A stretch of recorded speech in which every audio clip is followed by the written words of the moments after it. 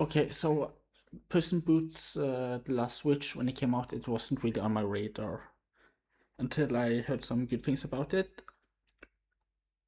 Some really good things about it from people that I respect. So I saw it and I enjoyed it, and thought it was good and all that. And uh, and then kind of forgot about it.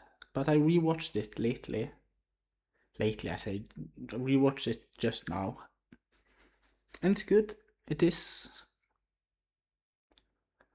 I I'm less positive about it. I think having seen it before and knowing what comes up, it does make you more critical about the things that doesn't work so good.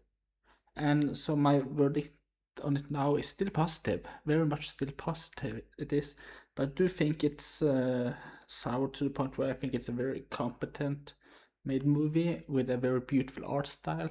I do love the character.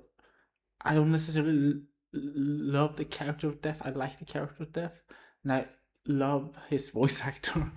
He does a great job, and those monologues he has are they're good. And the themes the movie brings up about appreciating and loving what you have are good, and it do, and that's a thing that in children movies can often be naive, but through the dogs to play to, I do think that the Last Wish managed to show there's a good thing to look at the bright side, but also not problematize the naivety of that. So it's a completely made movie in every part of it, and the art style, that's just beautiful. It really is the thing that turns the movie from good, from a very good and, as I said, competently made children's movie with good messages and themes, and who tells them in a clear way but not too obviously, and has a good pacing and all that, to a great movie. I'm still very positive about it, even though I have soured a bit.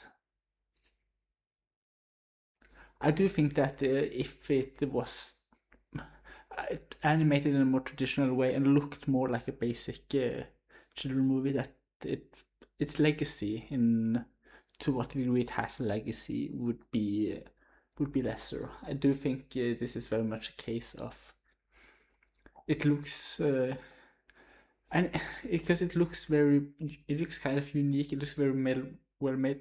Look kind of artistic, and as I keep repeating through every level of it, it is good. It is well made.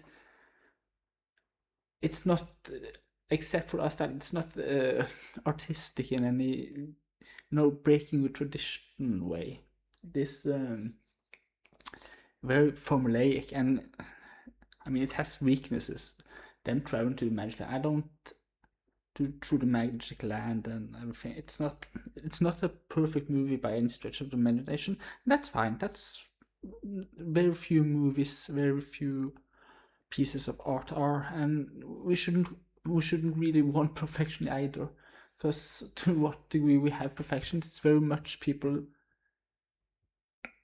keep it simple. Like you can get a perfect version of Tetris. Is the image or the image Snake and Tetris. These are in some ways perfect games because they are so simple that you can make a perfect thing out of them. But as you add up on complexities, you can't really have that perfection anymore without I almost said faking the complexity, without doing things very simple and very basic. So we shouldn't want that. And uh, The Last Wish isn't a swing in a commercial way, really. It's an established series, not a high level established series, but established series. The thing it does that sets it apart, the art style, had been done by Spider Verse, or done by Spider Verse. They aren't exactly the same, but you can see the inheritance clearly. and that was a success and was hailed and promoted throughout the source type. So, and I do want to make a point out when I say it doesn't challenge the commercial side. That's not a critique. That's just an observation. It's value neutral, not completely value neutral, but it's not a too negative thing. And art needs to be made, and movies are expensive, so this is the way. And Last Wish really does toe the line. I, of course, would wish that it swung a little bit more in the artistic direction, but it's fine. It is very much fine, and it's good. And I think that is the thing. It's a competently good movie, as I keep on repeating. So I guess that's the title of this video. That's the point. And do I have anything to say about the movie that hasn't been said 1,000 times? Probably not. And that's a detriment to me, but it's also because there isn't that much to say about the movie. You could you could go scene for scene and critique it and say what's working here, what isn't working here, how does it do this, how does it do that. But at the end of the day, I do think you would just kind of